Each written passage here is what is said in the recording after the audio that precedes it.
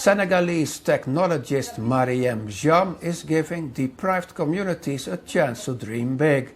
So I want you to just recap what we've learned. Jam's iamtheCODE movement aims to teach 1 million women and girls, including refugees, how to program computers by 2030. The World Economic Forum's Young Global Leaders program brought her to Kenya's Kakuma refugee camp to teach and inspire others to overcome hardship, as she did. At 13 years old, I was taken away from my country, Senegal, to France. So I really suffered as a young girl growing up in a street of France as a young prostitute. And at the age of 16, I was picked up by the French police under the tube station and sent to a refuge center where I grew up. And then I ended up in the UK when I was 18. In Britain, Jam taught herself computer programming at the library, driven by a love for math and science.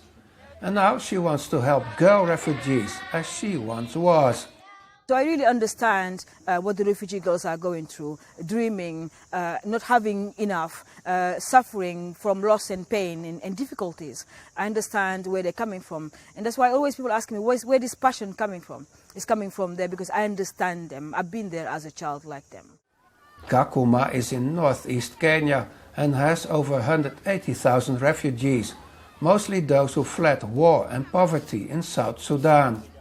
iamtheCODE is African-led and challenges girls to look to the future and countries where women have only a fraction of technology jobs. iamtheCODE will really help me because it will equip me with skills that will help me to compete with other communities and other counties because it will give me skills in technology. So that is really very helpful.